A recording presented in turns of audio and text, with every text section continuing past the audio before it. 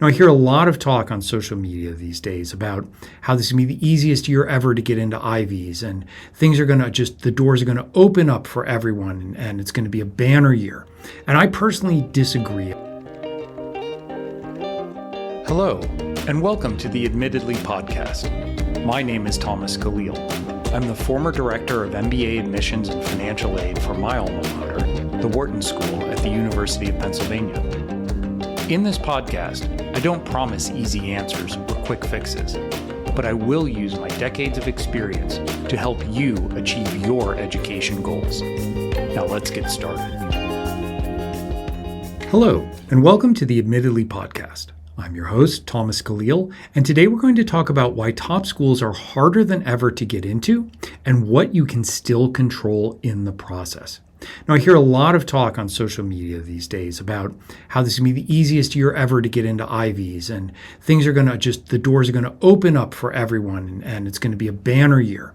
And I personally disagree. I'm going to walk you through my reasons why. I'm going to talk to you about some of the math and decision process behind that. And then I'm also going to talk to parents directly about some things that I see when I work with students, when I work with families, that we want to get out of the way early, freshman year, sophomore year, so that we can really focus in and do the best for our students. I want to thank all of you at the start for following us at AdmittedlyCo, at AdmittedlyCo on Instagram and TikTok. Thank you very much. I love your comments. I spend a lot of time every day answering comments, being in the DMs. So please interact with us. I want to know what you think. I welcome your interaction. It drives a lot of what we do and helps me understand what's going on out there, what the concerns are, and how I can best address them. So let's talk about now the Ivy League, Ivy Plus. And there's this common misperception right now. It's going to be easier to get into. Why? Well, there are a number of reasons people are stating. They're saying that with the visa changes, the number of international students is going to be constrained, and that's going to cut down competition in the applicant pool. Some people are saying the reintroduction of the SAT, ACT is going to make things easier for students with strong test scores.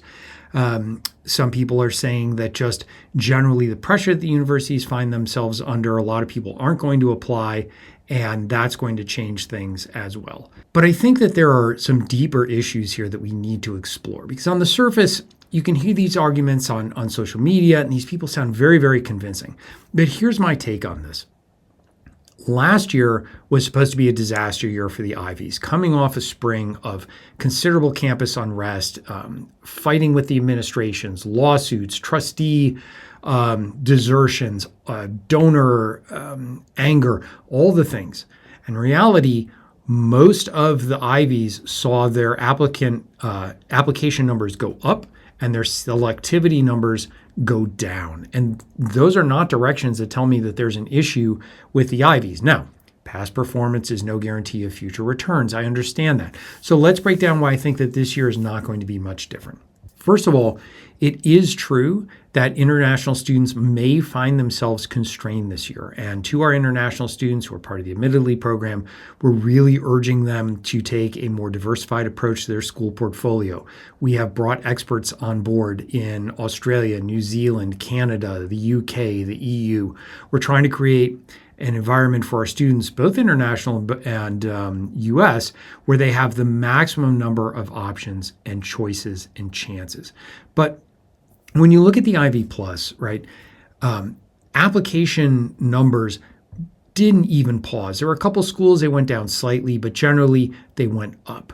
Even at schools like Columbia, maintained fairly steady states, and that was a school that was in the news, under a lot of fire from all sides. And you would think if there was going to be a dip in applications, it would have been this past year, but that was not the case. So let's take Columbia as an example. Let's just make some assumptions, some round numbers. Don't blow me up in the comments. I'm not reading these off a spreadsheet. But Columbia roughly has about 60,000 applicants, and they're admitting roughly 1,800 students. So let's say that the international student population falls off a cliff, right? And keep in mind that schools have been very, very active in managing the percentage of the class that is international. Okay, that's no secret. It's been going on for a very long time.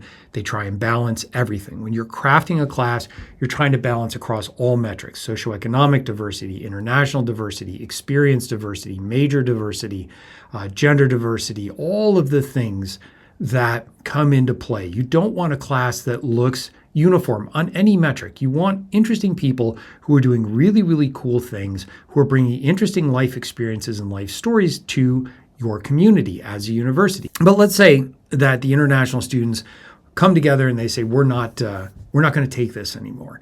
And international applicants decrease 20%. So 12,000 applications right off the top, boom. You're still at 48,000 applicants, right? Number one. Number two, those 12,000 applicants to Columbia were part of a very specific banded pool. So if you're a US student, it really doesn't affect you, right? Unless the university comes out and says, we're going to drop our international population from 15% to 5%, for example. There are not a lot more seats that are being opened to you as a US student. And also, you have to keep in mind that a lot of people treat the Ivies as something of a lottery ticket. And we saw that, I think, last year. So people are like, you know what, I'm just going to put an application in anyway. Who knows, it might change. Now, Thomas, you say, but even that top frothy layer of people who are not really qualified for an Ivy, we don't really consider those in the first place. What about that hard layer underneath of actually qualified applicants? Okay, fair enough. So let's say, again, we cut that number down from 48,000 down to 30,000, okay? And you're admitting 1,800, let's say roughly, 2,000 students. Your odds are still incredibly long because it's not like you're going up against students who are not prepared, who haven't done the work, who don't have the test scores, who don't have the academics. You're going up against the very sharpest tip of the spear. You are going up against students who have spent years practicing, focusing, doing everything that they can to get this Ivy dream. So the competitive level is not going to go down. I mean, statistically, you might have a little bit better shot because there are maybe somewhat fewer highly qualified applicants in the pool with you. But let's be realistic. The number of applicants is not going to go from 60,000 to 10,000. That's not going to happen. So we need to calibrate. And the other argument that people come up with is, well, with SAT and ACT being required, a lot of people who are just lottery ticketing this are going to be deterred, and they're not going to. And what I would say is, again, look, let's say on 50,000 applications, we lose 20%, so we're down to 40,000. Let's say we lose another 20%, so now we're down to 32,000 applications, right? I mean, this is the reality. These are the numbers. And so when you look at it that way, you realize, okay, I need to do the work. And here's the thing about selectivity. People get mad about this. They get salty about this in the comments. They come at me all the time in the comments. Ivy Plus schools are competitive. Anything in life that is worth having is competitive, right? The love of your life, competitive. Special forces in the military, competitive. Professional sports, competitive, right? Everything that is worthwhile having, everything that is meaningful, everything that has value, there's competition for it because resources are scarce. Demand for Ivy Plus schools is not going away overnight. Now, some of that demand is going to be spread around to schools like Vanderbilt, Emory, Northwestern, NYU, St. Andrews. We're seeing a lot more interest from our students in Oxbridge and UK universities, Canadian universities. They're going to be beneficiaries of this, but they're going to be beneficiaries in terms of, I think, increased application numbers. Of course, their rigor is not going to change either. So nothing is getting easier here at all. Why?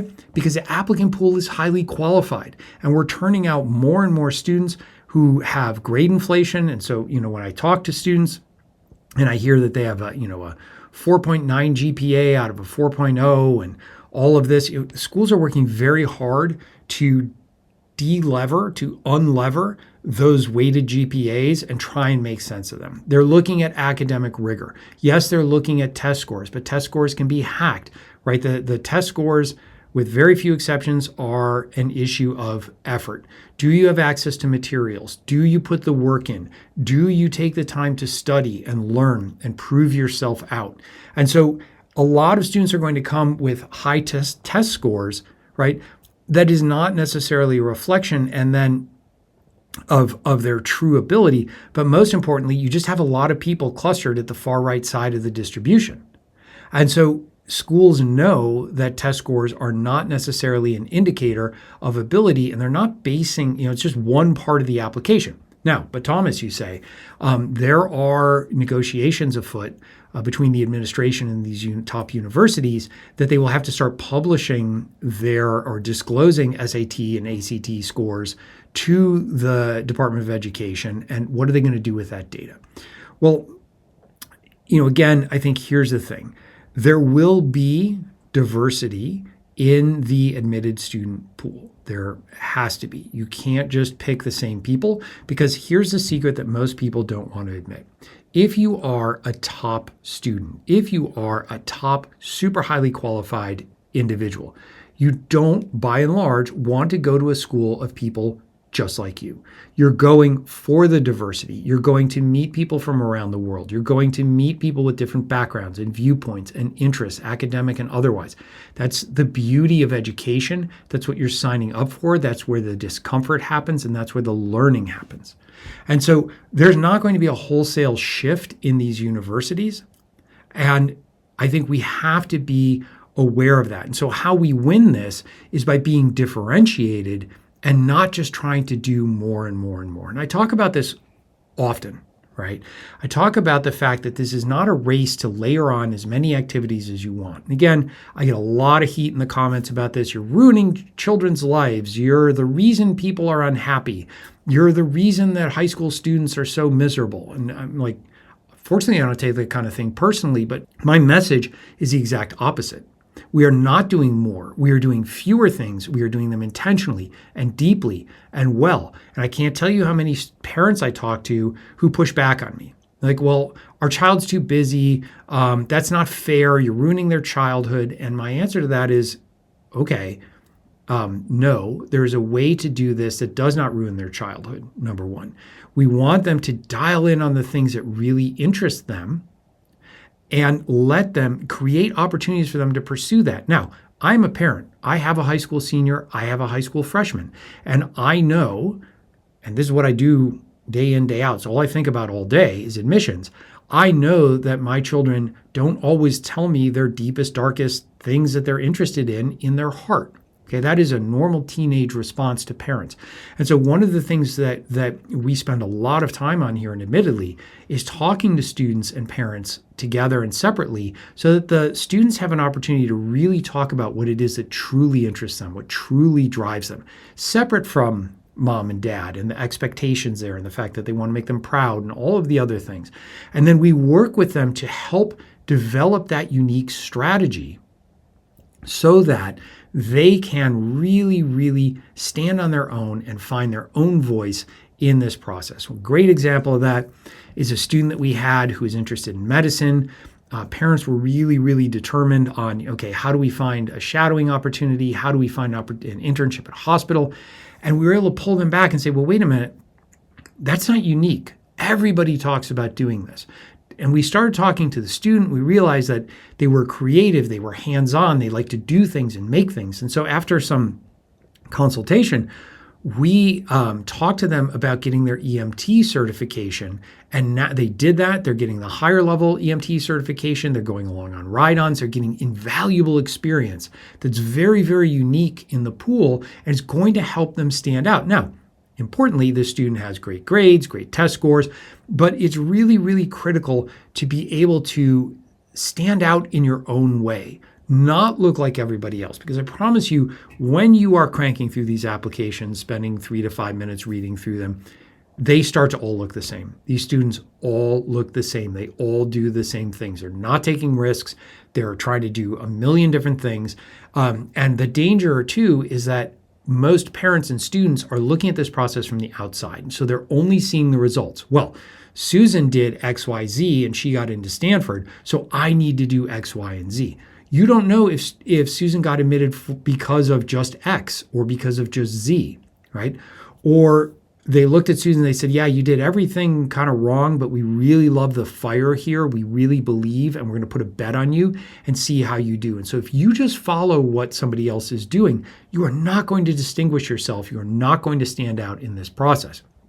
And I want to, at this point, take a step, just pause a minute and talk to parents. And parents, look, again, I am a parent, okay? And I think that counseling is beneficial, or having your students listen to these podcasts and follow us on social media is very beneficial for a couple of reasons. Number one, when you talk to your students day in, day out, when you're having dinner with them, when you're driving them to school, you don't want to be the nudge. You don't want to be the person saying, did you do this? Did you sign up for this club? Did you take these classes? And furthermore, by and large, things have changed significantly since you went to university. Since I went to university, things have changed, and what worked for you will not work for your children. And so what we want to do is make sure that your children are getting good advice, wherever that comes from, and that they are getting it in a way that doesn't fracture that parent-student relationship, because it's very fraught during the teenage years. There's all the things going on, social pressure, peer pressure, academic pressure, all the things that go on day in. And if you can think back to when you were a teenager, how much did you listen to your parents? And I'm pretty sure your parents gave you good and well-meaningful advice, just as you're trying to do. But again, the reality here is that we are not equipped to advise our children. But here's the other critical thing. And this was driven home to me. I was on a call with a family the other day. Phenomenal student, super bright, super hardworking, great grades, nationally ranked athlete, had established a couple charities, had just done like amazing things, okay?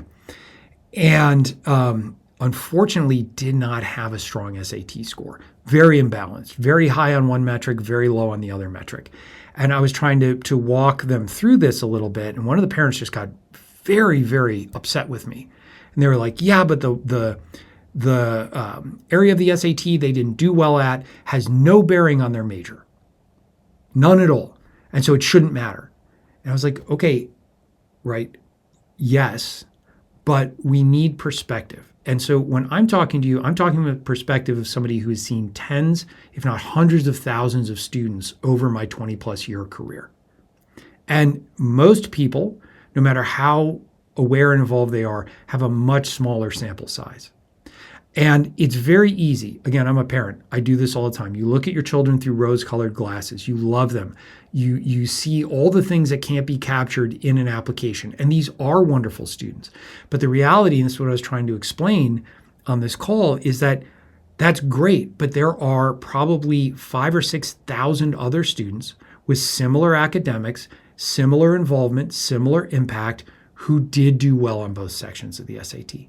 And that's a competitive set. And it's not that this student couldn't be successful. It's that you're placing a much surer bet on somebody who has already shown that they can be successful on both metrics. And so parents, I think it's very important for you, as much as you possibly can, to really put a critical eye and not chew on your students. I'm not saying I want you to sit down and tear your students apart, but I do need you to be removed a little bit and look at your students with an open, honest eye, as if you were an admissions officer, and say, okay, in a pool of 60,000 applicants, 50,000 applicants, is my child truly unique? Have they challenged themselves? And look, parents, we know, we feel in our heart sometimes when our children are not living up to their full potential or are skirting a responsibility. We know that. Let's not pretend that we don't. And we love them, and we want to make their life not easy, but we want to make their life successful, and we want to enable them and support their exploration and help them find their happiness. But we also have to be aware of the fact that at this level of competitiveness, it is critically important for us to understand that the admissions officer reading this file does not love your child. They're rooting for your child, but they don't need your child in there. And that's the lens that you have to look at this through. That's the lens that they're going to be looked through, and you do them a disservice if you are not taking this journey seriously. And so you've heard me preach a lot about testing. We've had a lot of students go through us now working with advantage testing on test prep, on academics. All of these things matter. Yes, there's an additional information essay, but you want as few things in there explaining as possible, right? Life happens, of course, right? Tragedies happen, family issues happen, and those are explained in the circumstances essay. But you really want to tear down as many red flags as you can before you ship that application. There are plenty of low to no cost tutoring options available. Find them, find peer tutors at your school, talk to your teachers, use Khan Academy. There are many, many different ways for you to be successful academically, but understand at the end of the day, hard things are hard. Ivy plus admissions, extremely selective admissions, they are hard and they're not getting easier this year. And so I encourage you to do the very, very best that you can. I want you to start early. Ideally, you're starting in middle school. You're aware of how important math selection is. You're aware of how important reading is, building fundamental skills, positioning yourself for success on the PSAT and eventually the SSAT or ACT. Good news is that we're here for you every step of the way. Thank you for following our podcast. We're dropping weekly episodes. We have a lot of information on our website, www.admittedly.co. A lot of free resources there. We are posting constantly on social media. Please follow us, interact with us, let me know your questions. And then, of course, we have free monthly webinars that we encourage and invite you to participate in. I can't thank you enough for following. It means the world to me. I'm deeply appreciative of it. The entire team here at Admittedly loves meeting you, loves working with you, and we look forward to a really successful admissions season. Thank you. Thank you for joining us today. Please take a moment to subscribe to the Admittedly podcast and download this episode. I welcome you to share your thoughts and questions with me. You can find us on social media at Admittedly Podcast. I look forward